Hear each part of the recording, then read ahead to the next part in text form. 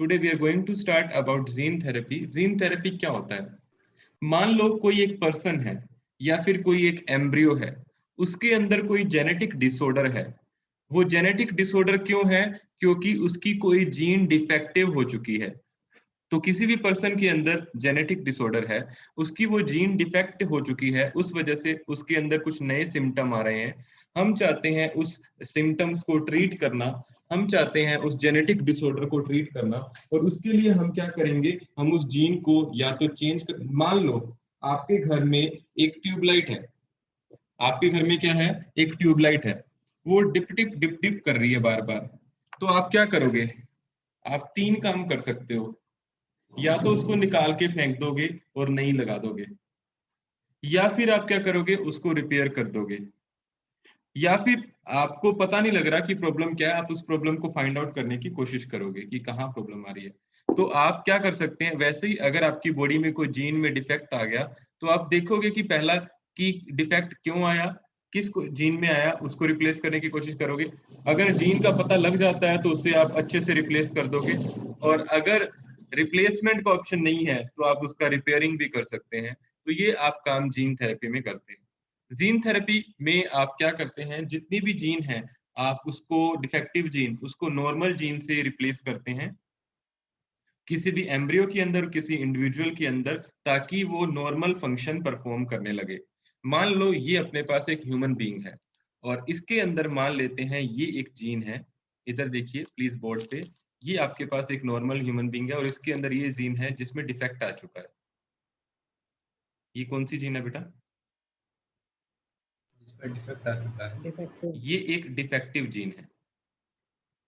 So we just want इस defective gene को treat करना।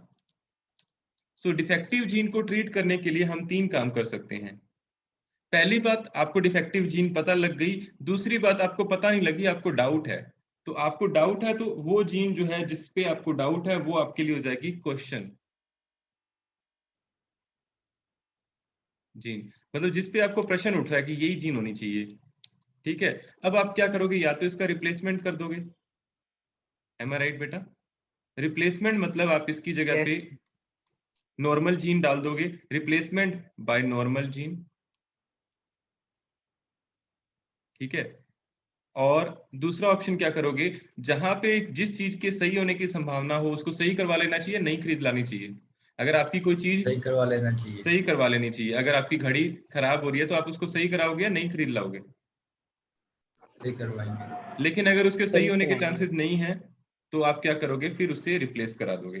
तो रिपेयर ऑफ डिफेक्टिव जीन। तो आप दो काम कर सकते हैं, या तो आप क्या करोगे? या तो आप उसका रिप्लेसमेंट कर दोगे या फिर आप उसका रिपेयर कर दोगे। तो इन दोनों काम से जो डिफेक्टिव जीन थी ये क्या कोज कर रही थी? कोज डिजीज। ठीक है, डिजीज कोज कर रही थी। लेकिन अब क्या होगा इसकी वजह से? अब बताओ क्या डिजीज सही हो जाएगी? Yes sir. Yes sir. Treatment done. अब ट्रीटमेंट हो चुका है तो मुझे बताओ क्या ये थेरेपी इफेक्टिव है? क्या ये थेरेपी बढ़िया है, परमानेंट है? तो बिल्कुल बढ़िया है, परमानेंट है। इसकी मदद से आप क्या कर सकते हो? आप जो है क्योर कर सकते हो किसी भी इनहेरिटेड डिजीज को। सो क्या कर सकते हैं? It can cure inherited disease. Inherited disease मतलब ऐसी डिजीज जो एक जनरेशन से दूसरी जनरेशन दूसरी में जनरेशन में। ट्रांसफर होती है, ट्रांसमिट होती है। Is it clear? Yes sir. Yes. ठीक है, ये बात मैंने आपको बताई। अब आप प्लीज ध्यान से सुनिएगा, this is very very interesting. हम लोग ये जीन को जो जो अल्टर कर रहे हैं, हम किसी इंडिविजुअल में भी कर सकते हैं, ठीक है, किसी बड़े पर्सन में, और हम किसी एम्ब्रियो में भी कर सकते हैं। It depends on the situation and the type of organism जिसमें हमें जीन थेरेपी करनी है। फिर आप देखोगे इसके बाद क्या होता है। बेसिक क्या है? पहला काम क्या करते हैं? हम किसी डिफेक्टिव जीन को क्या करते हैं? रिप्लेस कर देते हैं। किससे करते हैं? नॉर्मल जीन से। ये बात मैंने आपको बता दी। दूसरा क्या करते हैं? Exchanging the gene in question. मतलब आपको ये है कि ये जीन हो सकती है या नहीं हो सकती, हम उसको भी एक्सचेंज कर देते हैं नॉर्मल जीन से। किस टेक्निक का यूज करके? रिकॉम्बिनेंट टेक्निक का यूज करके। एंड तीसरे केस में हम क्या करते हैं? रिपेयर कर देते हैं। तो रिपेयरमेंट करके भी आप जीन को ट्रीट कर सकते हैं। आपको लग रहा है डाउट है जिस जीन पे, उसको भी आप एक्सचेंज कर सकते हैं। और आपको पता है ये श्योरली डिफेक्टिव जीन है, उसको भी आप चेंज कर सकते हैं। तो this is all about gene therapy. क्या बेसिक समझ आया जीन थेरेपी का? Yes yes sir. सर। लेकिन अभी जीन थेरेपी खत्म नहीं हुआ। जीन थेरेपी जो है it can be corrective therapy for the hereditary disease. It can cure inherited disease. It can be the corrective, we can say corrective therapy, मतलब ये आपकी जीन को करेक्ट करने का काम करती है। सो जीन थेरेपी क्या है? Corrective therapy. Gene therapy is the corrective therapy for hereditary disease. तो आई थिंक यहां तक मैं आप सबको क्लियर हो चुका हूँ। Yes sir. आप किसी जीन को Yes, या तो sir. ट्रीट कर रहे हैं या उसको रिप्लेस कर रहे हैं या फिर रिपेयर कर रहे हैं। अब आगे की बात देखिए, जो जीन थेरेपी है वो दो तरह की होती है। अगर मान लो ये आपका एम्ब्रियो है और आपने क्या किया, आपको डाउट हुआ कि होने वाला बच्चा स्वस्थ तो होगा ना।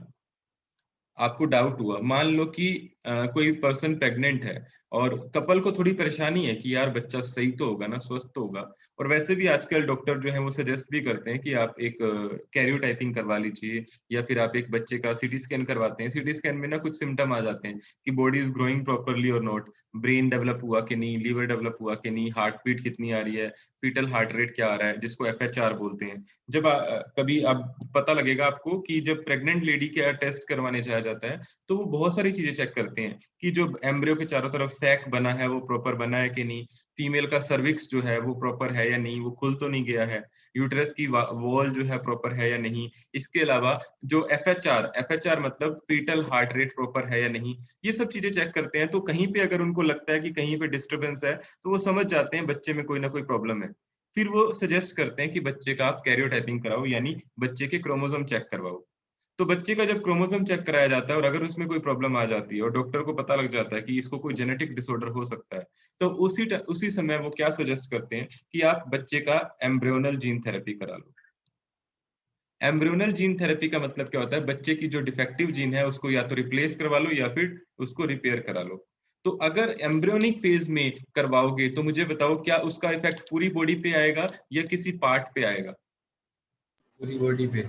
पूरी बॉडी पे, क्योंकि embryo is going to form the पूरी बॉडी। तो पूरी बॉडी में वो चेंज आ जाएगा। तो पूरी बॉडी में चेंज कब आता है? जब आप कौन सी जीन थेरेपी कराते हो? जर्मलाइन जीन थेरेपी, यानी एम्ब्रियोनल जीन थेरेपी। ठीक है, इसमें ऑल सेल्स आर टारगेटेड, सभी सेल्स में आपकी डिफेक्टिव जीन की जगह पे नॉर्मल जीन आ जाएगी, और इंक्लूडिंग आपके स्पर्म और आपके एग में भी नॉर्मल जीन आ जाएगी। लेकिन आपको डिजीज का तब पता नहीं लगा और बच्चा पैदा हो गया। बच्चा पैदा होने के बाद पता लगा कि इसको तो जेनेटिक डिसऑर्डर है। तो इन दैट केस क्या करोगे, आप उसका पर्टिकुलर पार्ट निकालोगे। उसका पर्टिकुलर पार्ट कौन सी सेल होंगी? Somatic cell. सोमेटिक सेल में आप चेंज करोगे, तब जाकर के मुझे बताओ क्या सारी सेल टारगेटेड होंगी या सिर्फ सोमेटिक सेल में चेंजेस आएगा? सोमैटिक सेल में सेल्स में ही सिर्फ आएगा। सोमेटिक सेल में चेंज आएगा। तो इस तरह से जीन थेरेपी जो है वो दो तरह की हो सकती है, एक है जर्मलाइन जीन थेरेपी, एक है सोमेटिक जीन थेरेपी।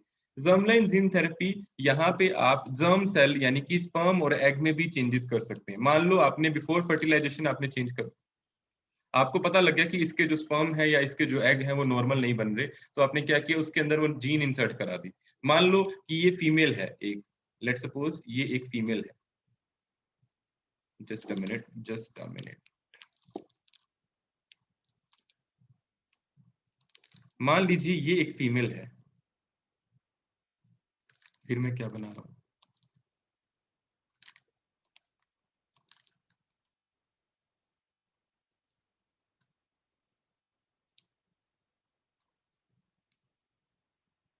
ओके ये फीमेल जो है ये क्या कर रही है, इस फीमेल के she want to conceive, and ये जो इनके एग है ना, इनके एग में कोई जीन की कमी है। एग में किसकी कमी है? जीन की। जीन की या तो कमी है या फिर जीन डिफेक्टिव है, और डिफेक्टिव जीन इज प्रेजेंट। तो वो पता लगा लेते हैं डॉक्टर कि क्यों कंसीव नहीं कर पा रही। तो देखा, उसके एग का एनालिसिस किया। जब एग का एनालिसिस किया तो देखा कि उसमें कोई जीन डिफेक्ट है। तो डॉक्टर ने क्या किया, दिस इज सो सिंपल, उन्होंने क्या किया, उन्होंने उस जीन को जीन थेरेपी से ट्रीट कर दिया।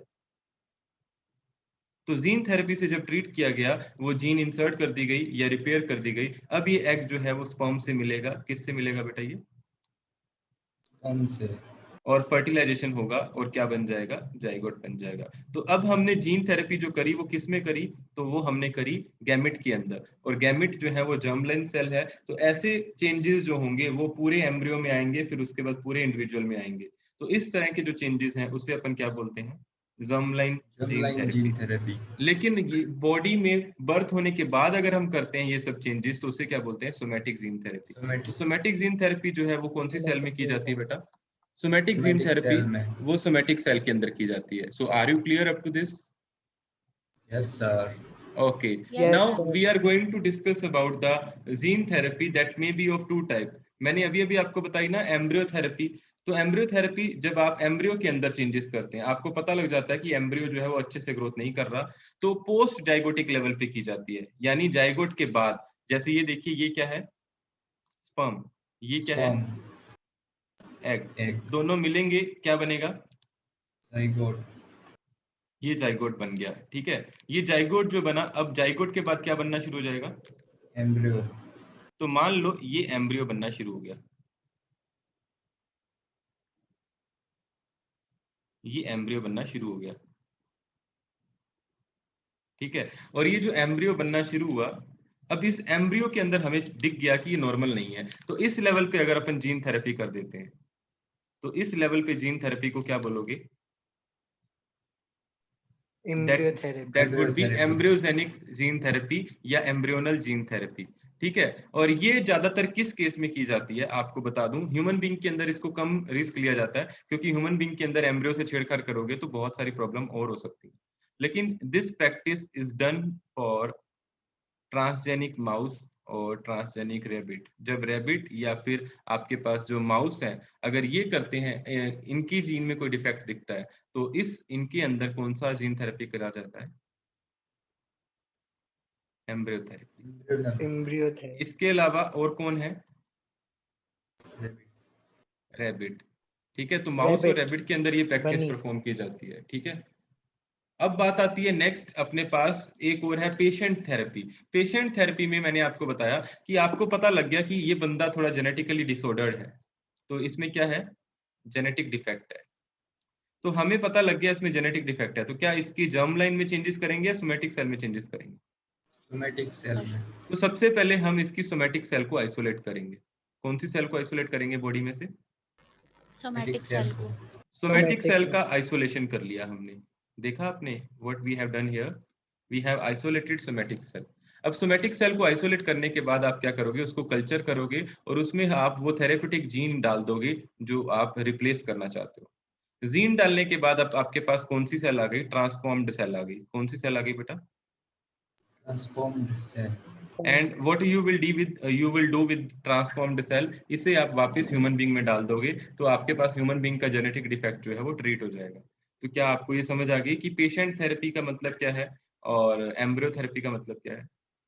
Yes sir. यस ठीक है, सर। मुझे बताओ किसके अंदर इनहेरिटेंस में भी चेंज आएगा, एम्ब्रियो में या फिर पेशेंट में, किसके अंदर, मतलब इसकी नेक्स्ट जनरेशन में ये सेल जाएंगी कि नहीं जाएंगी, इसके नेक्स्ट नो जनरेशन में सर, ये इसमें No, नहीं नहीं sir. जाएंगी, जाएंगी। नहीं जाएंगी, क्योंकि इसके नेक्स्ट Okay. जनरेशन में सोमैटिक सेल नहीं जाती हैं, जर्म सेल जाती हैं, बट हमने चेंजेस तो सोमैटिक सेल में किया है ना। तो एम्ब्रियो थेरेपी और पेशेंट थेरेपी के बाद हमने पहले पढ़ी जर्मलाइन थेरेपी, सोमैटिक थेरेपी, अब हम पढ़ रहे हैं उसके बाद एम्ब्रियो थेरेपी, पेशेंट थेरेपी। इसके बाद एक और आती है, उसको अपन डिस्कस करेंगे एक्स वीवो और इन वीवो के लिए। मान लो ये एक ऑर्गेनिज्म है और ये ऑर्गेनिज्म किससे सफर कर रहा है, genetic disorders. Genetic disorder. Defect है इसको। तो पहला काम मैं क्या कर सकता हूं, मैं डायरेक्ट ये एक कैरियर लेता हूं, कैरियर के फॉर्म में मैं किसको यूज करूंगा, वायरस को यूज करूंगा। किसको यूज करूंगा बेटा, वायरस वायरस को। ये एक वायरस मैंने लिया, और ये वायरस जो है ये, इसके अंदर मैंने क्या कर दिया, इसके अंदर मैंने अपनी डिजायरेबल जीन को इंसर्ट कर दिया, जो जीन मुझे इसके अंदर टारगेट करनी है। ठीक है, तो अगर मैंने डायरेक्ट इसके अंदर जीन इंसर्ट कर दी, तो ये इन वीवो होगा या एक्स वीवो होगा, तो it in would be Vivo. In vivo gene therapy, sorry it would be in vivo gene therapy. क्या मैं यहां तक आप सबको क्लियर हूं, sir Yes, in vivo sir. किसके रिस्पेक्ट में? अभी बताता हूँ, अभी मैं एक्स वीवो बताऊंगा तब आपको समझ आ जाएगी। लेकिन दूसरे केस में मैंने क्या किया, मैंने इसकी कुछ सेल निकाल ली। क्या निकाल ली? सेल निकालने।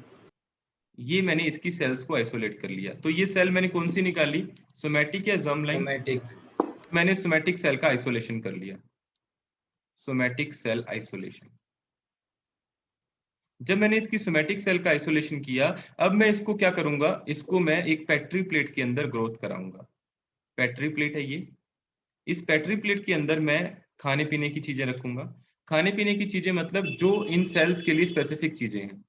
ठीक है, तो ये मीडियम है। क्या है ये? मीडियम। और इस मीडियम के अंदर अब व्हाट आई विल डू, मैं इन सेल को ग्रोथ कराऊंगा। ठीक है, तो अब इनके अंदर अपन क्या करेंगे, इनके अंदर अपन जीन ट्रांसफर कर देंगे। What we will transfer? Gene transfer. We will transfer the gene. तो जब अपन इनके अंदर जीन ट्रांसफर करेंगे तो व्हाट यू विल गेट, आपके पास जो सेल आ जाएंगी, मुझे बताओ वो कैसी सेल्स होंगी, ट्रांसफॉर्म्ड सेल होंगी या normal cell? Transformed cell. Transform ये आपके पास, अब आपके पास आ जाएंगी transformed cell. These transformed cell क्या सारी की सारी ट्रांसफॉर्म हो जाएंगी? No sir. Cell, no sir. नहीं, सारी की सारी No, नहीं sir. होंगी, कुछ नॉन ट्रांसफॉर्म्ड भी बचेंगी। तो आपके पास कुछ जो सेल्स हैं वो नॉन ट्रांसफॉर्म्ड बचेंगी इस तरह से। ठीक है, तो यहाँ पर अपन क्या करेंगे, हम इनको वापस से किस में ट्रांसफर कर देंगे, ह्यूमन बीइंग में ट्रांसफर कर देंगे। So these are the transformed cell that have normal gene, transformed cell that have normal gene inserted back into human, inserted back into normal human being। ठीक है, into body। तो इस तरह का जो जीन थेरेपी है, इसके लिए अपन क्या वर्ड यूज करते हैं, इन विवो या एक्स विवो? तो इसके लिए अपन वर्ड यूज एक्स करेंगे, Vivo. This would be x vivo gene therapy. Is it clear guys? Yes yes sir. ठीक है, तो अपने पास दो तरह की जीन थेरेपी हो गई, in vivo and second would be x Vivo. In vivo और एक्स विवो, अब समझ आ गया इसको एक्स विवो क्यों बोला, क्योंकि इसके अंदर हमने जीन को बॉडी के बाहर ट्रांसफॉर्म किया और उसके अंदर हमने बॉडी के अंदर डायरेक्ट जीन को इंसर्ट कर दिया। तो इन विवो क्या होता है, in this method of gene transfer involve the transfer of clone gene directly into the tissue. हम इसमें डायरेक्टली जीन को ट्रांसफर कर रहे हैं, सेल को बाहर निकाले बिना। लेकिन दूसरे वाले में क्या कर रहे हैं, दूसरे वाले में आप देख रहे हो, इसके अंदर जीन थेरेपी जो है वो पहले सेल को बाहर निकाला जाता है, फिर उन्हें ट्रांसफॉर्म्ड सेल में कन्वर्ट किया जाता है, एंड देन आफ्टर दैट आप क्या करोगे, आफ्टर दैट आप उसको वापस से इंसर्ट करोगे। तो that would be the in vivo gene, ex vivo gene therapy. So क्या आपको इन विवो और एक्स विवो समझ आ गई अच्छे से? Yes sir. Yes sir. कोई दिक्कत यहाँ तक इन विवो और एक्स विवो में? नो निखिल अब सर। समझ आ गया? यस सर, ये तो आगे एक बार वो एडीएच और बता दीजिए। अभी आएगा, अभी खत्म नहीं हुआ एडीएच, अभी आएगा। अभी अपन टेक्निक की बात करते हैं कि कौन कौन सी टेक्निक्स जो हैं वो जीन थेरेपी में इन्वॉल्व हैं। बहुत सारी टेक्निक है। सबसे पहले आप जीन जो भी आपको चाहिए उसका आइसोलेशन करते हैं, उसका एनालिसिस करते हैं कि क्या रियल में वो खराब है।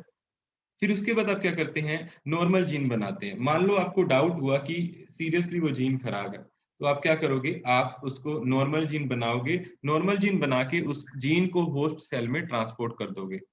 फिर वो integration of the therapeutic gene, वो जीन आपकी बॉडी में जाकर के इंटीग्रेट कर जाएगी। आप वेक्टर का भी यूज कर सकते हैं, और वेक्टर की फॉर्म में आप यहाँ पे क्या यूज करते हैं, आप यहाँ पे वायरस का यूज करते हैं। तो अगर आप जीन को डायरेक्ट ट्रांसफर करना चाहते हैं तो आप क्या यूज करेंगे, वायरस। वायरस। वायरस। उस वायरस के अंदर आपकी वो डिजायरेबल जीन होगी। वायरस की फॉर्म में आप कौन कौन से वायरस का यूज कर सकते हैं, तो सबसे पहला वायरस आप रेट्रो वायरस जो है वो ज्यादातर यूज करते हैं, क्योंकि रेट्रो वायरस जो है इसके अंदर एक स्पेशल बात होती है, रेट्रो वायरस के अंदर रिवर्स ट्रांसक्रिप्शन की क्षमता होती है। और रिवर्स ट्रांसक्रिप्शन के कारण ये क्या करता है, ये आरएनए से वापस डीएनए बना लेता है। तो थोड़ा सा मैकेनिज्म बताऊं आपको क्या करता है ये हमारी बॉडी में जाके। Yes sir. देखो, ये आपकी ह्यूमन सेल है। क्या है ये? Human cell. Human cell. ये आपका खुद का डीएनए है। ठीक है, और ये जो डीएनए है ये अपना किसका आ गया अंदर, ये रेट्रोवायरस का आरएनए है। रेट्रोवायरस में तो आरएनए ही होता है ना, कोरोना के अंदर भी तो आरएनए ही है ना, जेनेटिक मटेरियल।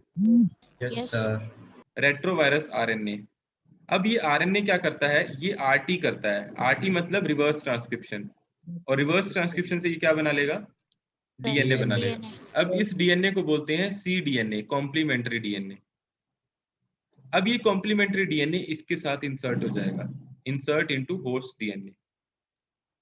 किसमें इंसर्ट कर जाएगा बेटा, ये होस्ट के डीएनए में Host के इंसर्ट हो जाएगा। DNA यही हम चाह रहे थे, यस सर। ठीक है, ताकि अपने जो होस्ट है उसके अंदर नॉर्मल जीन चली जाए, इंसर्ट इनटू होस्ट डीएनए।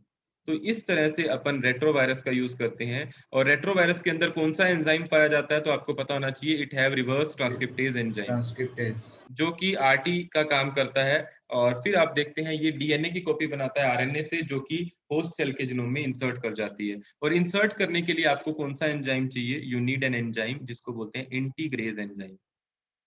तो क्या हमारा काम आसान हो गया, यस सर। yes sir तो इससे हमारा काम आसान हो गया। फिर आपसे पूछा जाता है कि कौन कौन से वायरस यूज कर सकते हो, तो कैंसर ट्रीटमेंट में भी वायरस का यूज किया जाता है, एडिनो और एडिनो एसोसिएटेड वायरस।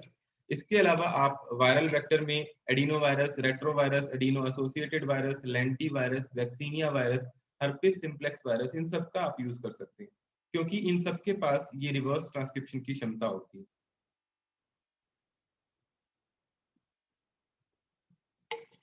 समझ आ गई बात आपको?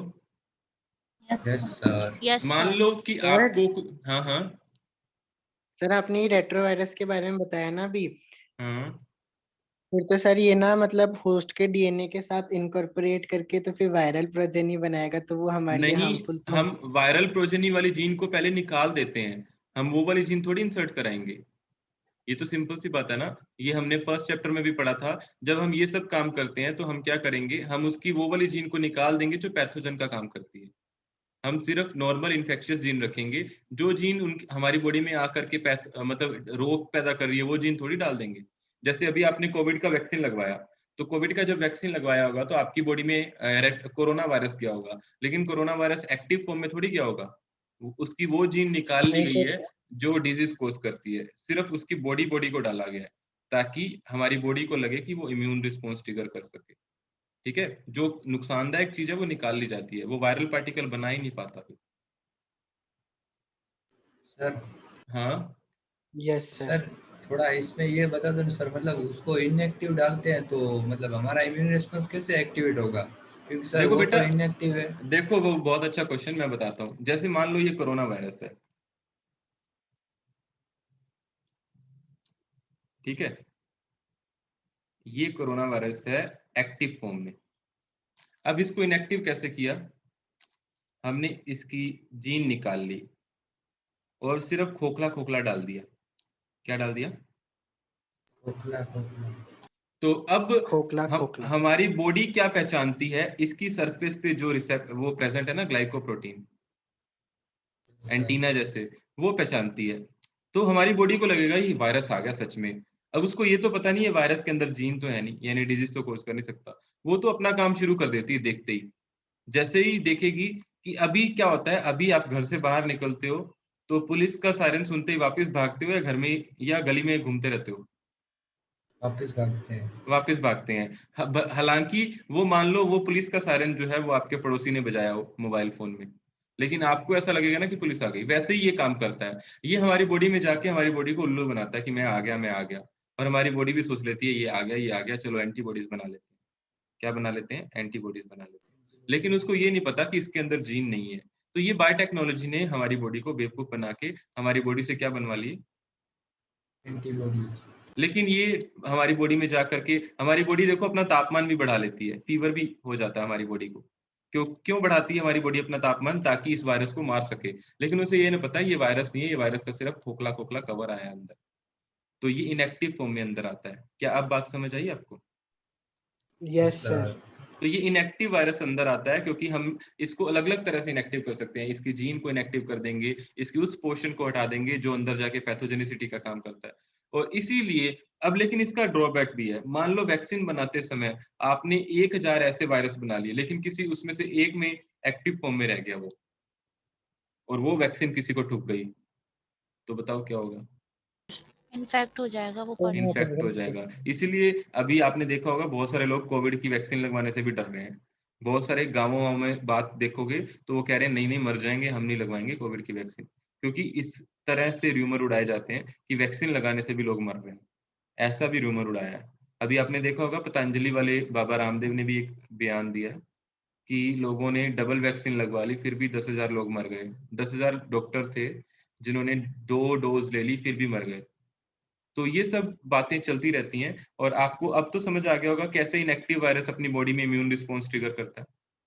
Yes yes sir. सर। ठीक है। अब मान लो आपको ये लंग्स में जीन ट्रांसफर करनी है, तो लंग्स को आप सिर्फ लंग्स को टारगेट करोगे उस वायरस से जिसके अंदर आपकी जीन प्रेजेंट है।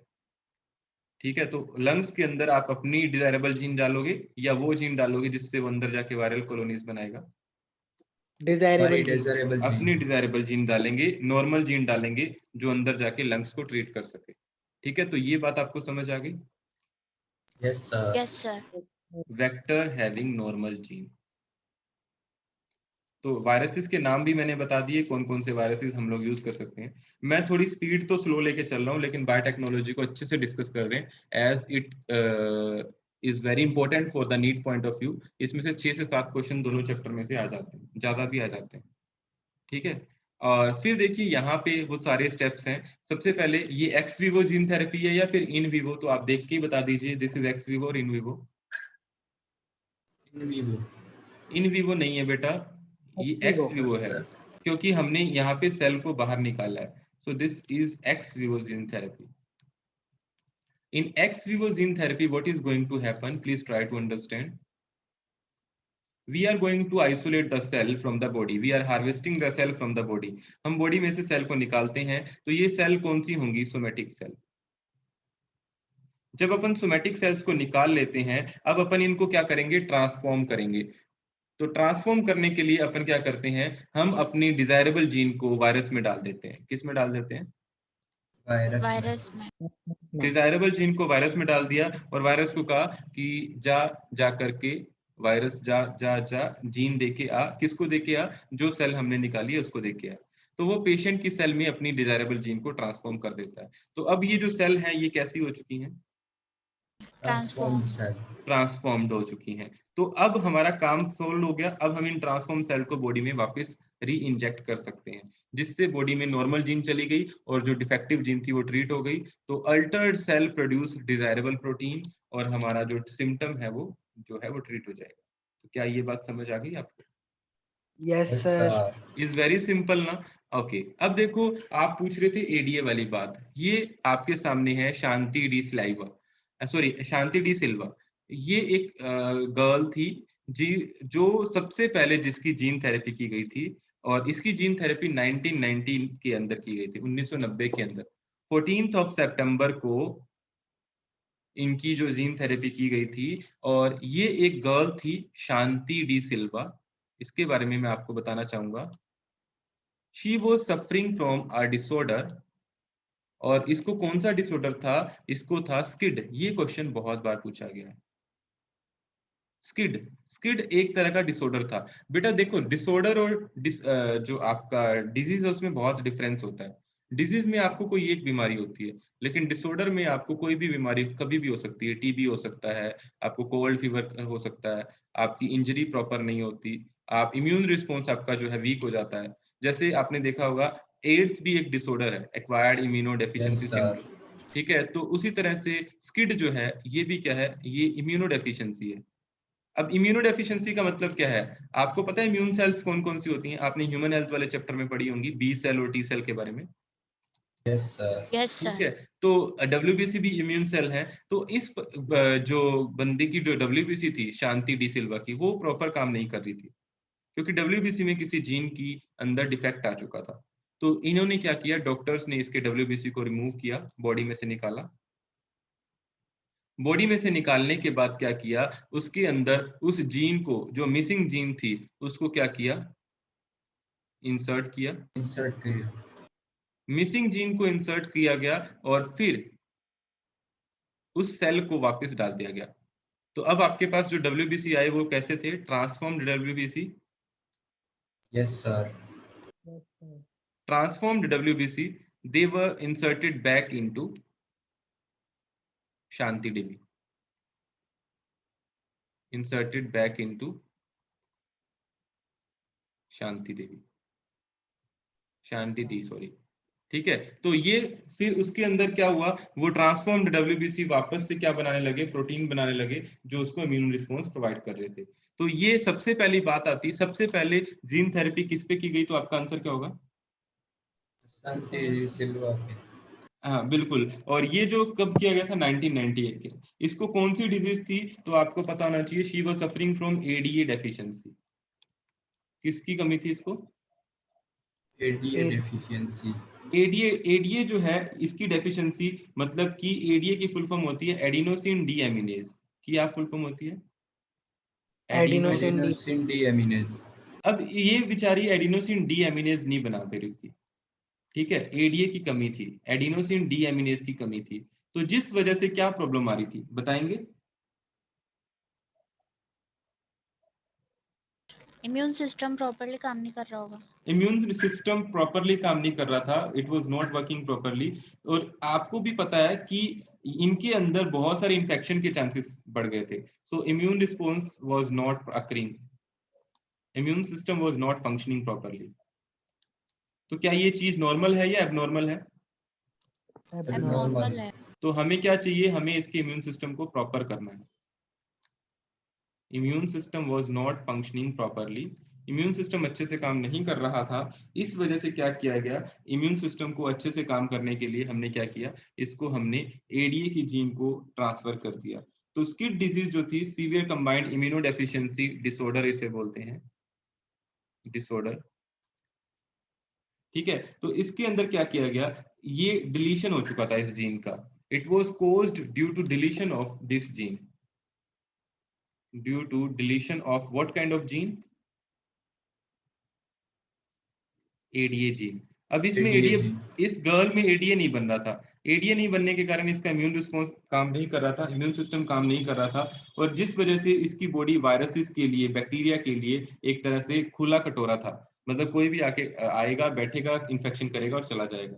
सो the body of Shanti De Silva was open to attack for the viruses and bacteria. So ये वायरसेस और बैक्टीरिया से नहीं लड़ पा रही थी। समझ रहे हो मेरी बात को? Yes sir.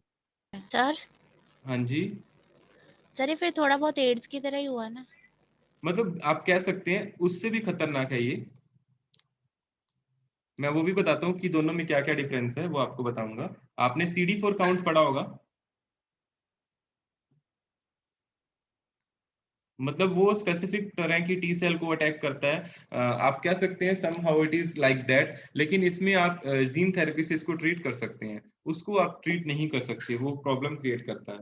अभी सबसे पहले देखो क्या किया गया, सबसे पहले आपने क्या किया, जीन थेरेपी को सबसे पहले एक 4 ईयर की गर्ल थी जिसका नाम था Shanti De Silva, she was suffering from immune system deficiency in 1990 और X linked severe combined immunodeficiency थी इसको। जो आपके पास ये स्किड डिजीज है ना, ये सेक्स लिंक्ड डिसऑर्डर है, लेकिन HIV that is not due to chromosome, वो क्रोमोसोम की वजह से नहीं होता, उसमें आपके अंदर वायरस चला जाता है, इसमें वायरस नहीं जाता। वो आपके इम्यून सिस्टम को कम करने के लिए कौन गया आपकी बॉडी में, एड्स के अंदर क्या होता है, आपका वायरस HIV आपकी बॉडी में जा करके आपकी जो टी सेल है उसको खत्म करने लगता है। लेकिन इसमें क्या है, आपके अंदर नॉर्मल प्रोटीन नहीं बन पा रही, उसकी वजह से आपको डिसऑर्डर हुआ है। HIV आपकी गलती की वजह से होता है, लेकिन ये वाला डिसऑर्डर ये बचपन से ही, मतलब it may be due to, मतलब एलमाइटी इज रिस्पॉन्सिबल, रिस्पॉन्सिबल क्या मतलब, आप कह सकते हैं कि इसमें आपके जेनेटिक डिसऑर्डर है, इसमें आपका कोई रोल नहीं होता, आप किस्मत की बात कह सकते हैं। लेकिन HIV जो है उसमें ह्यूमन बीइंग का ही रोल होता है। तो HIV वायरस इन्फेक्शन के कारण होता है और स्किड जो है वो जेनेटिक डिजीज है। फिर बात आती है इसमें क्या होता है, तो आपको पता है आपकी बॉडी में सबसे इंपॉर्टेंट सेल है immune cell, T cell. T cell पता है ना आपको, ये की इम्यून सिस्टम सेल है। अब टी सेल प्रॉपरली काम नहीं करती, क्यों नहीं करती, क्योंकि टी सेल में किस एंजाइम की कमी हो जाती है, एडीए की, एडिनोसिन डीएमिनेज की कमी हो जाती है। जब इस एंजाइम की कमी हो जाती है तो विदाउट दिस सेल एडीए जो नहीं बनेगा तो शांति जो है उसमें डिफेंस नहीं होगा। डिफेंस किसके खिलाफ नहीं होगा? Against infection. तो इसकी बॉडी जल्दी ही इन्फेक्शन कोज कर पा रही थी, पैथोजन की वजह से, वायरस और बैक्टीरिया की वजह से जल्दी इन्फेक्शन हो रहा था। तो वो समझ नहीं आ रहा था डॉक्टर को कि इसको हुआ क्या।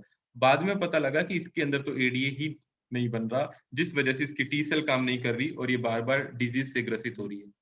फिर ये एंजाइम जो है this is crucial for the immune system, आपको सबको पता लग गया। फिर इस डिसऑर्डर को ट्रीट करने के लिए क्या किया गया? एडीए की जो जीन थी वो 25% केस में ये डिसऑर्डर इसलिए होता है क्योंकि 25% केस में एडीए की जीन डिलीट हो जाती है। तो ऐसे पर्सन में टी सेल अच्छे से काम नहीं करती और कुछ बच्चों में टी एडीए डेफिशिएंसी को बोन मैरो ट्रांसप्लांटेशन से ट्रीट किया जा सकता है।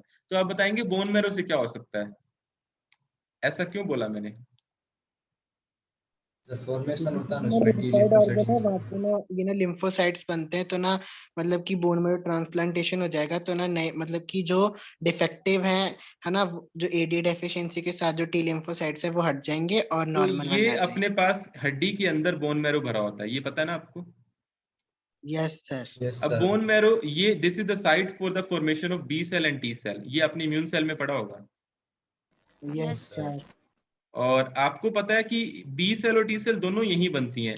आप कह सकते हैं site for the formation of blood cell, RBC भी यहीं बनते हैं। Yes sir. ठीक है, फिर बी सेल को बी सेल क्यों बोलते हैं और टी सेल को टी सेल क्यों बोलते हैं? सर बी सेल को बी सेल इसलिए बोलते हैं क्योंकि सर ये मतलब इसका फॉर्मेशन होने के बाद ये बोन मैरो में रहता है इसलिए। क्योंकि इसका मैच्योरेशन भी यहीं पे होता है। और बर्सा फेब्रिसिस अभी पढ़ा होगा आपने। और टी सेल जो है वो थाइमस में मैच्योर होते हैं, इसलिए उसका नाम टी सेल रखा गया। तो बी सेल और टी सेल दो तरह की सेल हैं। तो आपको पता है बोन मैरो अगर पूरा ही ट्रांसप्लांट कर दोगे तो आपको पता है कि आपके पास जो टी सेल है वो एडीए वाली बनने लगेंगी। लेकिन किसी किसी केस में आप एडीए एंजाइम भी इंजेक्ट कर सकते हैं। मान लो किसी पर्सन में एडीए नहीं बन रहा तो बाहर से क्या कर दो, आप बाहर से एडीए एंजाइम दे दो। लेकिन कब तक दोगे? तो इसीलिए जीन थेरेपी जो है वो परमानेंट और सक्सेसफुल एक तरीका है। इससे आप स्किड को ट्रीट कर सकते हो, सिस्टिक फाइब्रोसिस को ट्रीट कर सकते हो, थैलेसीमिया को ट्रीट कर सकते हो, मस्कुलर डिस्ट्रोफी को ट्रीट कर सकते हो और बहुत सारे कैंसर को भी ट्रीट कर सकते हो। तो क्या ये स्टोरी समझ आ गई आपको जीन थेरेपी से रिलेटेड जो मैंने आपको डिटेल में बताई? Yes Yes, sir. Yes sir. Sir. अब आपको एडीए वाला समझ आ गया निखिल? Yes sir. ओके। अब देखो ये बालक है छोटू, इस बालक के अंदर हमने क्या कराना है? हमने जीन थेरेपी करानी है। तो ये हमने सबसे पहले क्या किया, प्लीज ट्राई टू अंडरस्टैंड। जो जीन हमें ट्रांसफर करनी है वो वेक्टर के लिए हम किसका यूज करते हैं? वायरस का।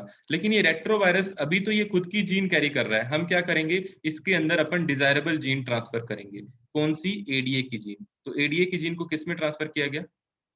वायरस में। Retrovirus में. अब एडीए की जीन को रेट्रोवायरस में ट्रांसफर किया गया। अब इस रेट्रोवायरस के अंदर क्या है? Retrovirus have ADA gene. Retrovirus having what kind of gene? ADA gene. ADA gene. इसके अंदर एडीए जीन है। अब क्या होगा? T cell with disabled ADA gene isolated from the SCID patient. आपने किसमें से इसको निकाला है? ये मान लो आपके पास स्किड पेशेंट है। कौन सा पेशेंट है? Kid Skid patient. patient. Skid patient के टी सेल में एडीए होगा कि नहीं होगा? नहीं होगा। नहीं होगा. No sir. नहीं होगा। तो हमने ये स्किड पेशेंट है और इसमें से क्या निकाल ली? इसकी सेल निकाल ली। कौन सी सेल निकाल ली? T T cell. Lympho. T cells. और अपने उसको किसके पास ले गए? वायरस के पास। वायरस वायरस को के बोला पास। डाल दे इसमें ये वाली जीन। तो वायरस कहता है इसको थोड़ा पास में लाओ, इनकी कल्चरिंग कराई जाती है और वायरस फटाफट से इंजेक्ट कर देता है इस जीन को। किसमें? टी सेल में। टी कौन सी सेल टी में। सेल है? स्किड पेशेंट की टी सेल है। अब ये टी सेल देखो ट्रांसफॉर्म्ड हो चुकी हैं। Yes sir. Yes, sir. Transformed हो चुकी हैं। Now transformed T cell they have gene for the ADA, yes sir. Have gene for ADA.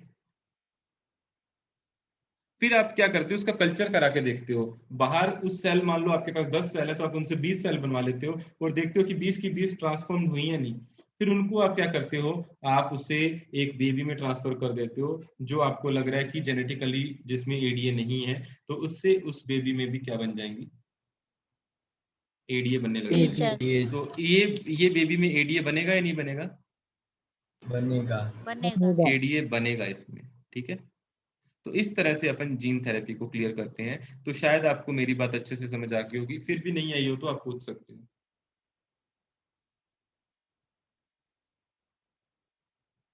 समझ आ गई क्या बालको?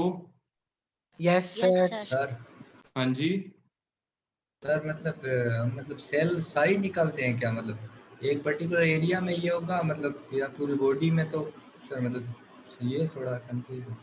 देखो, मान लो आपने टी सेल निकाली, तो टी सेल आपकी कहाँ पे होती है? ब्लड में होती है। ब्लड में होती है। तो आप ब्लड में से निकालोगे, अब ब्लड में ही वापस डाल दोगे, तो ये अंदर जाके डिवाइड करेंगी, यस सर। और ये अंदर जाके डिवाइड करेंगी, तो आपके अंदर जो नई टी सेल बनेंगी उनके अंदर क्या हो जाएगा? एडी हो जाएगा। लेकिन आपको ये भी पता होगा कि जब जो आपकी जो क्या थी उसका नाम, जिसमें सबसे पहले किया गया था, शांति देसाई। शांति डी सिल्वा, उसके अंदर ये कुछ महीनों तक ही कामयाब रहा था, उसके बाद फिर से उसमें वो कमी हो गई थी। तो फिर इसके परमानेंट क्या किए गए कि आप इसको एम्ब्रियोनल केस में ही करो, वो ज्यादा बेटर रहता है, या फिर आप ऐसा परमानेंट इलाज करो कि इंडिविजुअल के अंदर तो प्रॉब्लम क्रिएट करेगा, लेकिन आप क्या करो, परमानेंटली बोन मैरो की जीन में ही ट्रांसफर कर दो। या फिर आप क्या करो, आप परमानेंट क्योर करना चाहते हो तो इसको एम्ब्रियोनिक स्टेज में करो, ठीक है। तो आप मैरो सेल से निकालते हैं और उसको अर्ली एम्ब्रियोनिक स्टेज में डाल देते हैं, तो वो परमानेंट क्योर हो सकता है। तो उसके बारे में मैं आपको बता देता हूँ कि परमानेंट क्योर कैसे हो सकता है। अगर आपने क्या किया,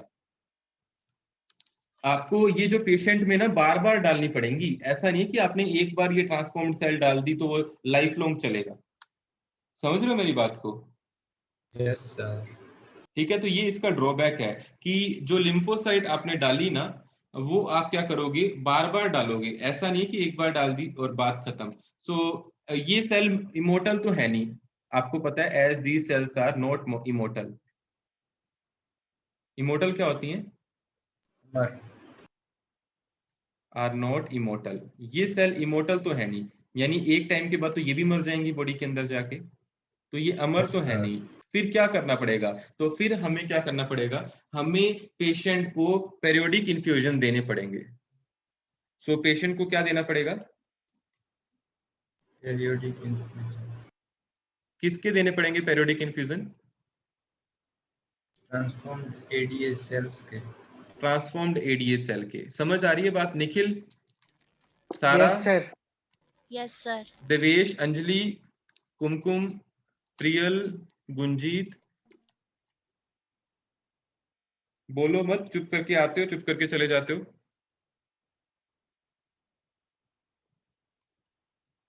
कुमकुम क्लास में हो आप?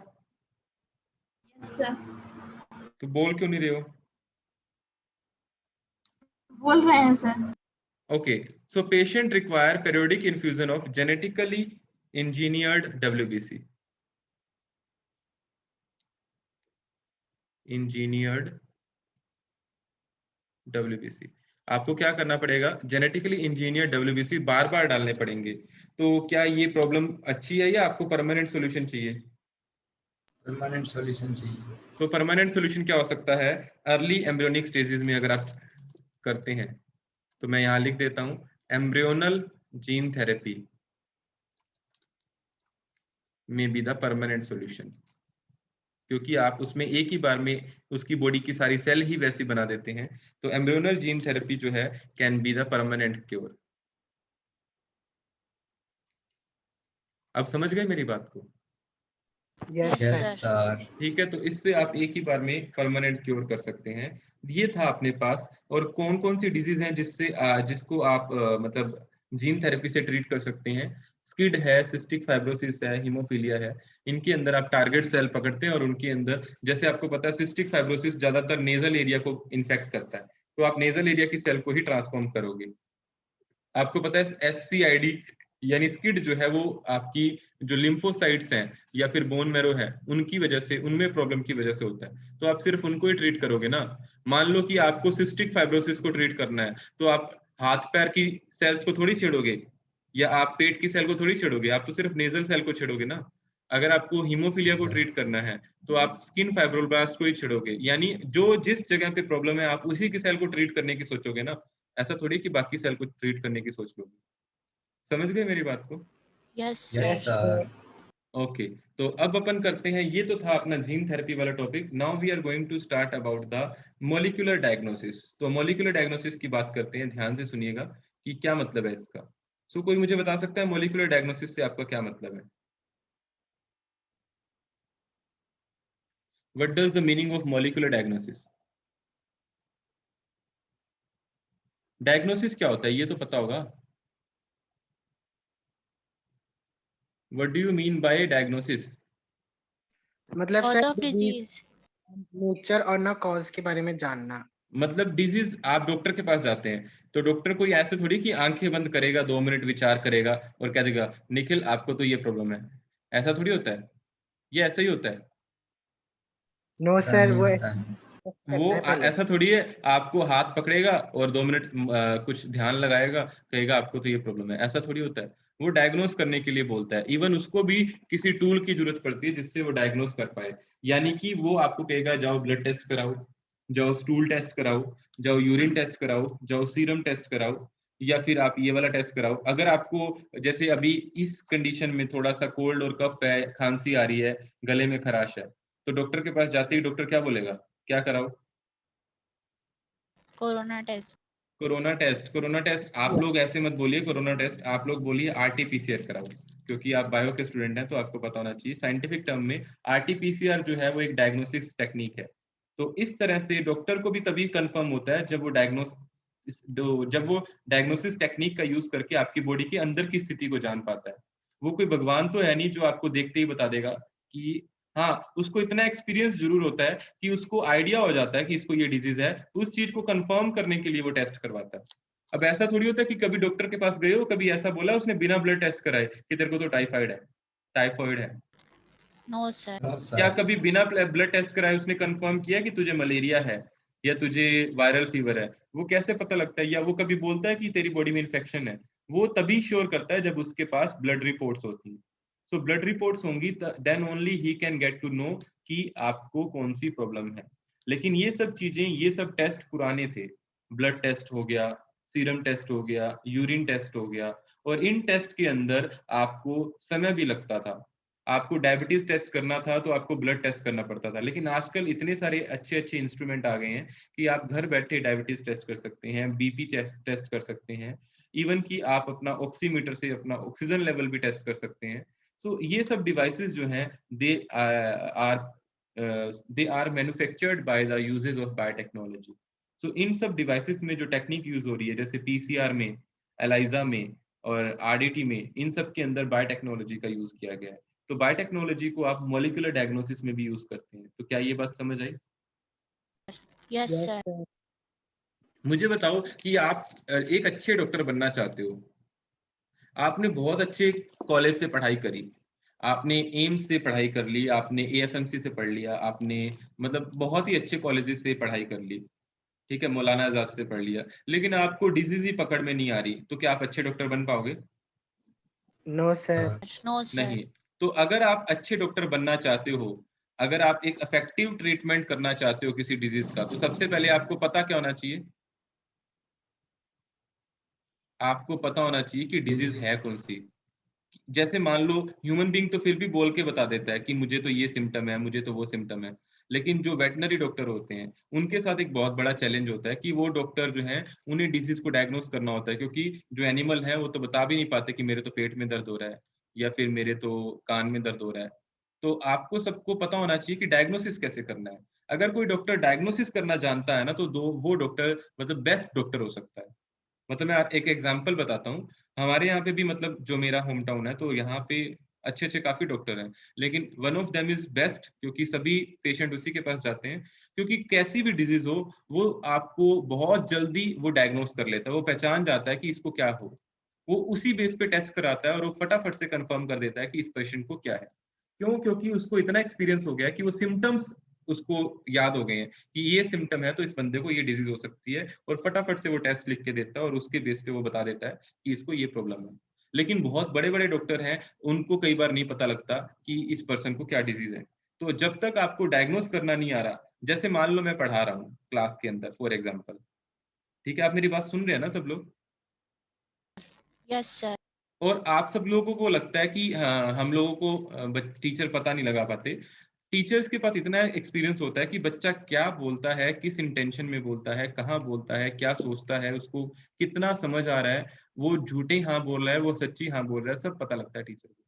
क्योंकि हमें आपकी टोन से, ऑफलाइन होते हो ना तो बहुत ही ज्यादा अच्छे से पता लगता है, चेहरे से पता लग जाता है कि बच्चे को समझ आ रहा है कि नहीं आ रहा। हम लोगों को डायग्नोस करने का तरीका होता है कि बच्चा एक्चुअल में क्या चाह रहा है, उसको मतलब उसी तरह से जो जिस फील्ड का होता है उसको अपने फील्ड का सब पता रहता है।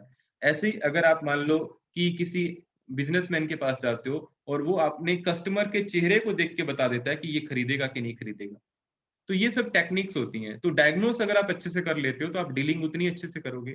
अगर आप डिजीज को डायग्नोस कर पा रहे हो तो आप उसका ट्रीटमेंट उतने अच्छे से करोगे। अगर एक टीचर अपने स्टूडेंट को अच्छे से डायग्नोस कर पा रहा है तो वो उसे उतने अच्छे से पढ़ा पाएगा। अगर मुझे ऐसा लग रहा है कि एक डम्बू बच्चा है और एक इंटेलिजेंट बच्चा है, डम्बू बच्चे को मैं ऐसे सोच रहा हूँ यार कितने मजे से पढ़ रहा है, और इंटेलिजेंट को मैं इग्नोर कर रहा हूँ, तो क्या मैं एक अच्छा टीचर हूँ? नो मुझे सर। मुझे सबको बराबर लेके चलना होगा। अगर कोई डम्बू बच्चा है तो मुझे उसे मोटिवेट करना होगा, और कोई इंटेलिजेंट है तो मुझे उसको और ज्यादा अप्रिशिएट करना होगा।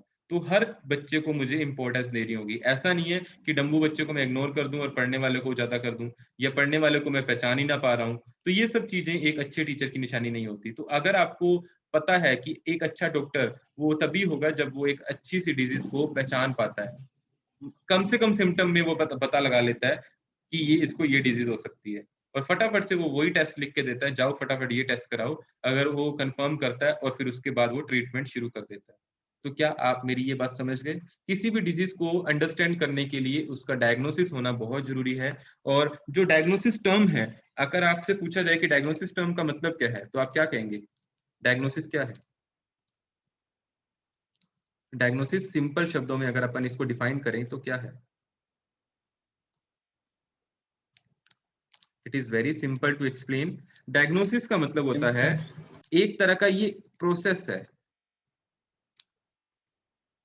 ये एक तरह का एक्ट है या प्रोसेस है। इस प्रोसेस के थ्रू आप डिटरमाइन करते हैं किस चीज को। आप डॉक्टर को पता होता है कि कैसे आपको सिम्टम पता लगाना है, तो आप किसी भी नेचर का और कोज का पता लगाते हैं, ठीक है। Determining the nature and cause of disease, यानी ये जो डिजीज हुई है इसकी नेचर क्या है, सर इसका कारण क्या है। हाँ जी। सर स्क्रीन स्क्रीन शो पे नहीं दिखे। हुई। स्क्रीन नहीं दिख रही आपको? No sir. Sir no sir. तो इतनी देर से बोले काहे नहीं? सर और हमें आप लगा आप मतलब ऐसे बोल बता रहे रहे थे। अब दिख रही है? यस हैं। सर। Yes sir. ओके। तो आप इसका पता कैसे लगाते हैं कि इस बंदे को कौन सी डिजीज है? या तो आप उससे पूछते हैं भी तेरे को पहले कभी कुछ हुआ है, तो आप पेशेंट की हिस्ट्री पता लगाते हैं, यस और नो। यस जैसे सर। मान लो कि किसी के चेस्ट में पेन हो रहा है, किसी के शोल्डर में पेन हो रहा है, तो डॉक्टर के पास जाएगा तो डॉक्टर पहले पूछेगा ना भी पहले कभी कुछ हुआ है, पुरानी रिपोर्ट्स दिखाओगे तभी तो वो जज कर पाएगा, नहीं तो वो आपको वैसे ही यस डराना सर। शुरू कर देगा। तो आपकी जो हिस्ट्री है पेशेंट की, हमेशा आपको साथ रखनी होती है। आपको अपनी फिजिकल रिपोर्ट साथ में रखनी होती है, वो डॉक्टर को दिखाना होता है कि मैंने 6 महीने पहले ये टेस्ट कराया था। इसके अलावा क्या पेशेंट हिस्ट्री के हिसाब से ही डॉक्टर बता देगा या डॉक्टर कुछ लेबोरेटरी टेस्ट्स भी करवाएगा? फिर लेबोरेटरी टेस्ट। लेबोरेटरी। बिल्कुल। तो वो कुछ एग्जामिनेशन चेक करवाएगा, कौन से जो लैब में चेक किए जाते हैं, examination and review of lab data. इन सब के बेसिस पे वो आपको बता पाएगा कि आप कौन सी डिजीज से सफर कर पा रहे हो। लेबोरेटरी डाटा और ये सब आपको पता होगा तो डॉक्टर जो है वो आसानी से डिटरमाइन कर पाएगा कि डिजीज है, अगर है तो कौन सी है, उसका कारण क्या है। और अगर आप इन शॉर्ट बताना चाहो कि डायग्नोसिस क्या है, तो diagnosis is what the disease. In short आप कहेंगे तो डायग्नोसिस क्या है? What the disease. What the disease मतलब कि कौन सा प्रॉब्लम है इस बंदे को। इन शॉर्ट अपन ये कह सकते हैं। तो आप डायग्नोसिस वैसे तो सब लोग जानते हैं, लेकिन अपन उसको अच्छे से समझ चुके हैं। अब जैसे आपने मान लो आप जाते हो डॉक्टर के पास और आप बोलते हो मेरी सांस फूलती है, या फिर आप बोलते हो कि मुझे प्रॉब्लम आती है बार बार, तो आपको पता लग जाएगा कि सांस का फूलना ये अस्थमा का साइन हो सकता है। So diagnosis, asthma. Diagnosis of asthma.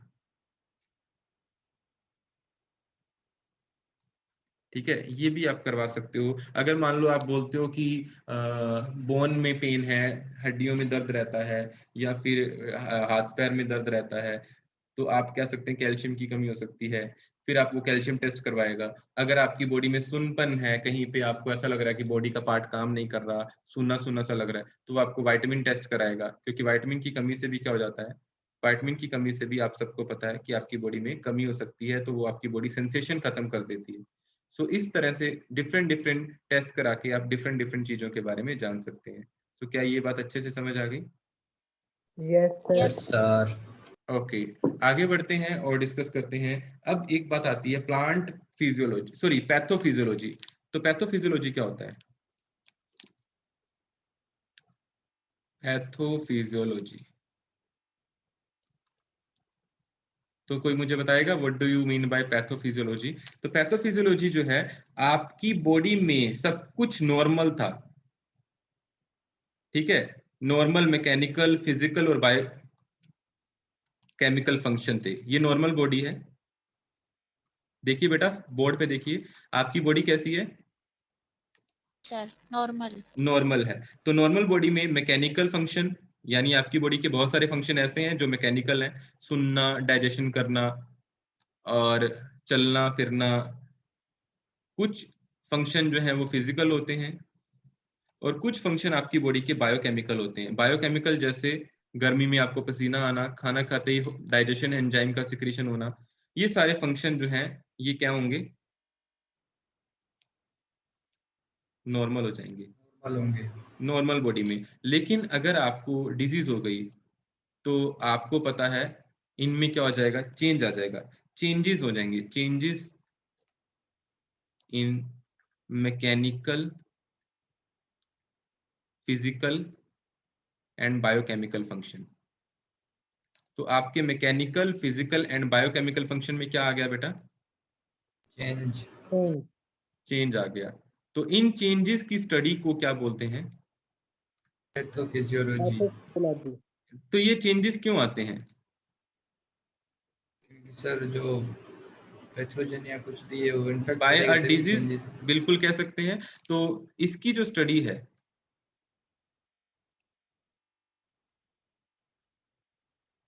इसको अपन क्या बोलते हैं?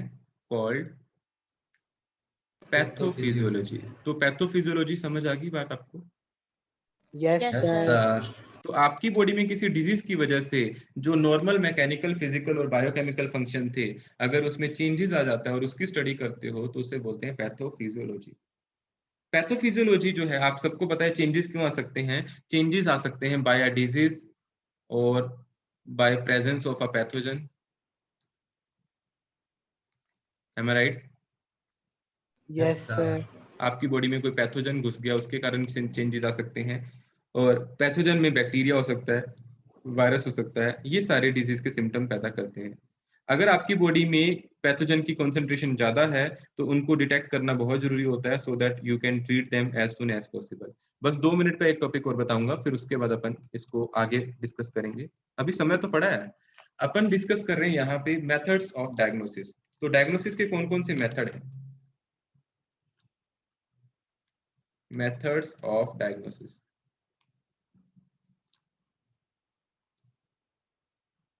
तो प्लीज बेटा लोग, सब लोग ध्यान से सुनिएगा कि डायग्नोसिस के कौन कौन से मेथड हैं। पहले जो यूज किए जाते थे वो ट्रेडिशनल मेथड थे। कौन से थे?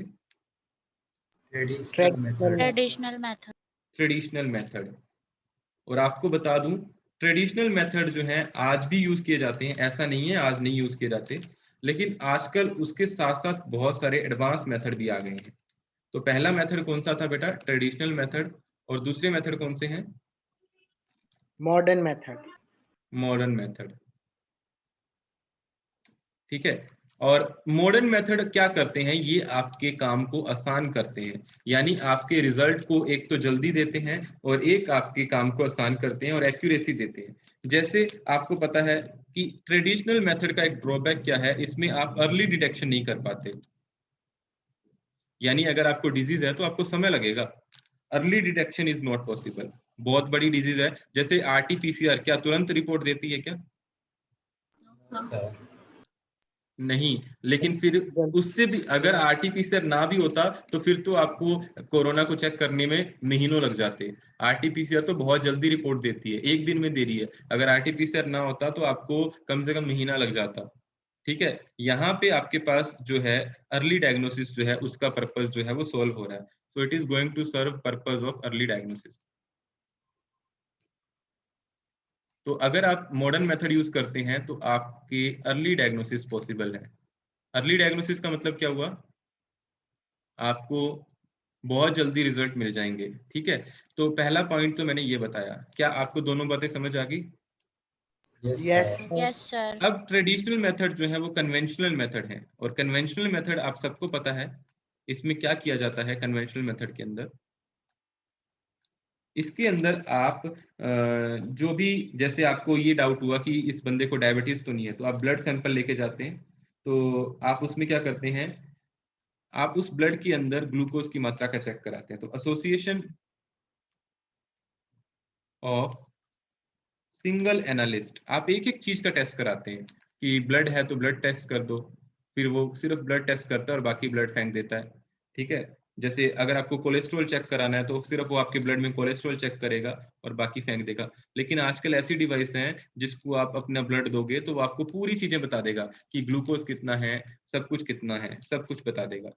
ठीक है, इसमें कन्वेंशनल मेथड यूज नहीं किया जाता, इसमें रिकॉम्बिनेंट डीएनए टेक्नोलॉजी का मेथड यूज किया जाता है। रिकॉम्बिनेंट डीएनए टेक्नोलॉजी, आरडीटी का यूज किया जाता है। समझ गए मेरी बात? तो किसके अंदर एडवांस Yes, रिजल्ट sir. आते हैं, आपके मॉडर्न के अंदर क्विक रिजल्ट आते हैं। और फिर आपसे पूछा जाता है, इसमें एक टेस्ट है आपके पास पीसीआर, पॉलीमरेज चेन रिएक्शन। और फिर इसके अंदर आप देखते हैं इसमें सीरम एंड यूरिन एनालिसिस किया जाता है, सीरम यूरिन एनालिसिस। लेकिन अगर आपसे पूछा जाए कि उसके अंदर और कौन सा टेस्ट आता है, तो इसके अंदर एक टेस्ट और आता है जैसे कि एलाइजा टेस्ट। कौन सा टेस्ट है? ELISA test. ELISA test. ELISA test को अपन डिटेल में पढ़ेंगे और पीसीआर को भी अपन डिटेल में पढ़ेंगे। तो यहां तक बताइए, कोई दिक्कत हो तो। No sir. नो कौन सा सर। मेथड आपके रिजल्ट को क्विकली प्रदान करता है आपको? तो मॉडर्न मेथड। मॉडर्न मेथड में आप कन्वेंशनल मेथड यूज करते हैं, रिकॉम्बिनेंट डीएनए टेक्नोलॉजी, तो आप उसमें रिकॉम्बिनेंट रिकॉम्बिनेंट डीएनए टेक्नोलॉजी। ठीक है, अब एक बात और सुनिए ध्यान से, थोड़ी सी बात मैं आपको पीसीआर के बारे में बता देता हूँ। पीसीआर की फुल फॉर्म तो सबको पता ही है। Yes sir. पीसीआर क्या यस होता सर। है ये डिटेल में अपन पिछली क्लास में पढ़ चुके हैं। Yes sir. पिछली क्लास मतलब पिछले चैप्टर में। और इसकी फुल फॉर्म होती है पॉलीमरेज चेन रिएक्शन। इसको सबसे पहले किसने डिस्कवर किया था? It was discovered by carry Mullis. किसने किया था? Carry Mullis. म्यूलिस। तो कैरी म्यूलिस। अब आपके पास जो आपका ब्लड सैंपल है, मान लो ये अपने पास एक पेशेंट है। प्लीज बोर्ड पे देखिए, ये अपने पास पेशेंट है और इस पेशेंट के अंदर क्या है कि अभी कोरोना अभी अभी गया ही है। मान लो कि ये कहीं घूमने चला गया, माना नहीं सरकार की बात, और इसकी बॉडी के अंदर अभी भी कोरोना गया ही है। तो कोरोना की मात्रा कम होगी या ज्यादा होगी? कम होगी। Have very low concentration of bacteria और virus, of bacteria and virus, और वायरस, यानी इसकी बॉडी के अंदर या तो बैक्टीरिया या तो वायरस बहुत ही कम है। तो बताओ, कन्वेंशनल मेथड जो है कम चीज को पहचान पाते हैं, ज्यादा चीज को पहचानते हैं? ज्यादा चीज को। पहचान। ज्यादा चीज को। आपके ब्लड में बहुत ही माइन्यूट सा अमाउंट है, उसको पहचानने के लिए आप क्या करोगे? Modern method. मॉडर्न मेथड करोगे। तो आप इसको कन्वेंशनल मेथड से नहीं पहचान पाते। नोट एस्टिमेटेड और note can be detected by conventional method. Is it clear? Yes sir. Yes sir. Yes sir. तो ये कन्वेंशनल मेथड से आइडेंटिफाई नहीं कर पाओगे। आपके पास थोड़ा सा कोरोना है आपकी बॉडी में, आप चले गए उसको ब्लड टेस्ट कराने, तो वो नहीं पता लगेगा। लेकिन अगर आप आरटीपीसीआर कराने चले गए तो वो तुरंत बता देगा। It can be detected by PCR. क्योंकि पीसीआर आप सबको पता है क्या करता है। पीसीआर जो है वो आपके उसका न्यूक्लिक एसिड को एम्पलीफाई कर देता है। क्या कर देता है?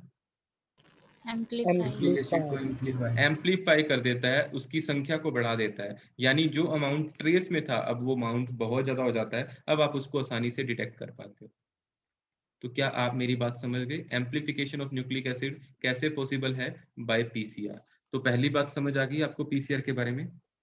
Yes sir. यस अब सर। आपको पता है कि अगर किसी डॉक्टर ने किसी पेशेंट को कहा कि ये एचआईवी से सस्पेक्टेड लग रहा है, तो पीसीआर उसको सजेस्ट किया जाता है रूटीन के अंदर।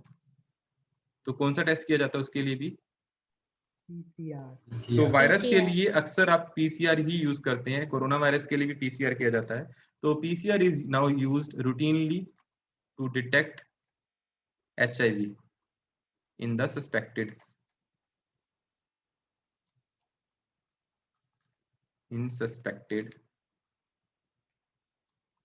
समझ गए? जिस पे Yes, sir. आपको डाउट है कि इस पेशेंट को एड्स हो सकता है, तो उसके लिए आप क्या करते हैं? पीसीआर के लिए सजेस्ट करते हैं। तीसरा, आपको किसी पर्सन में ये लग रहा है कि म्यूटेशन हो गई है, जिसकी वजह से उसमें क्या हो गया है? कैंसर हो चुका है। तो आपको पता लगाना है कि कैंसर का कारण क्या है। तो कैंसर में अगर कोई जीन म्यूटेट हो गई जिसकी वजह से उसकी सेल बार बार डिवाइड करे जा रही हैं और ट्यूमर बना रही हैं, तो इन दैट केस आप म्यूटेशन को डिटेक्ट करने के लिए क्या कर सकते हो? PCR. Detect mutation in genes in suspected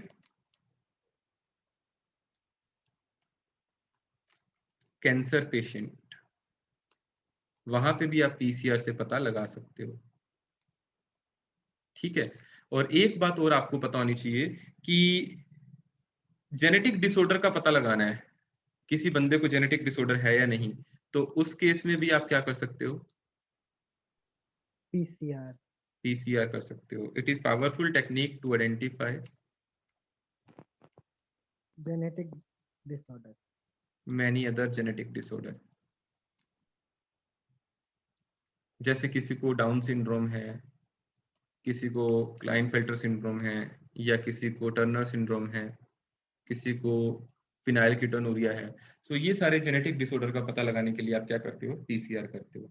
तो क्या ये आपको पीसीआर वाला टॉपिक अच्छे से समझ आ गया? Yes sir. ठीक है। अब बच्चा ELISA. ELISA is so important, उसको अपन आज नहीं करेंगे, उसको अपन करेंगे नेक्स्ट क्लास के अंदर डिस्कस। ठीक है। तो ELISA would be discussed in the next class. And up to this क्या और कोई डाउट है आपको? सर हाँ, सर वो मतलब एक ये कोरोना का बता दो नहीं, 14 डेज वो क्या मतलब क्यों रखते हैं मतलब? वो भी बहुत अच्छा क्वेश्चन आपका। 14 डेज क्यों रखते हैं? कोरोना जो है, आपको पता है वायरस का इंक्यूबेशन पीरियड होता है। वायरस का यस क्या सर। होता है? इंक्यूबेशन। जैसे एचआईवी का इंक्यूबेशन पीरियड जो है वो 9 महीने से 9 साल तक हो सकता है। कि कई बार क्या यस होता है, सर। किसी पर्सन के अंदर एचआईवी है लेकिन उसके अंदर सिम्टम जो है वो 9 साल तक आते हैं। लेकिन कोविड के सिम्टम जो है वो 14 साल तक, 14 दिन तक आ गए तो आ गए। अगर 14 दिन के बाद सिम्टम नहीं है, इसका मतलब आपकी बॉडी में कोरोना खत्म हो चुका है, मतलब that is not in the active form. तो इसका इंक्यूबेशन पीरियड होता है, यानी इस पीरियड के बाद आप थोड़ा सेफ फील कर सकते हैं। ओके। Okay sir. हाँ, और वैसे भी अगर कोई कोविड पेशेंट है और वो बिल्कुल ऐसा नहीं कि बिल्कुल 14वें दिन उसको बाहर निकाल के उसके गले मिलने लग जाओ कि अब तो तेरे 14 दिन पूरे हो गए, आ जा एक बार मिल ले, ऐसा नहीं होता, बिल्कुल एग्जैक्ट नहीं होता। उसको फिर भी आप 2-4 दिन उसको साइड में रखें, और ज्यादा मतलब मिलनसार बनने की जरूरत नहीं है, आप उसको दूरी रखें, क्योंकि इनएक्टिव वायरस होते हैं वो आपकी बॉडी में जाके एक्टिव हो सकते हैं। So try to avoid in contact of that person. मतलब मैं वैसे बोल रहा हूँ कि हर किसी के फायदे के लिए, तो क्योंकि वो वायरस इनएक्टिव फॉर्म में उसकी बॉडी में, उसके कपड़ों पे, उसके हाथों में हो सकते हैं, दे में इन्फेक्ट यू। सो आपको ध्यान रखना होता है। तो क्या ये बात समझ आ गई आपको अच्छे से? Yes sir. हाँ बोलो। सर जो ना बोन मैरो ट्रांसप्लांटेशन करता है ना एडीएमए, सर वो परमानेंट सर क्यों नहीं है? बोन मैरो ट्रांसप्लांटेशन एडीएमए करते हैं, वो परमानेंट है या नहीं, ऐसे पूछ रहे हो? नहीं सर, वो मतलब वो ना परमानेंट क्योर नहीं है, तो क्यों नहीं है? अच्छा, क्यों नहीं है? क्योंकि बोन मैरो ट्रांसप्लांटेशन अगर आप एम्ब्रियोनल फेज में कर देते हो फिर तो परमानेंट है, लेकिन अगर आप बोन मैरो को आप एम्ब्रियोनल फेज के बाद इंडिविजुअल के अंदर करते हो तो आपको पता है बोन मैरो के अंदर भी तो जो आपकी हिमेटोपोइटिक सेल्स होंगी वो भी तो नहीं बनेंगी ना। यस तो आपने सर। तो एक बार बोन मैरो डाल दिया, लेकिन जो हिमेटोपोइटिक सेल है वो तो आपकी अकॉर्डिंग ही बनेंगी ना, आपकी जीन के अकॉर्डिंग ही बनेंगी, मतलब आपके अंदर जो जीनोटाइप है उसके अकॉर्डिंग ही बनेंगी। हिमेटोपोइटिक सेल तो समझते हो ना आप?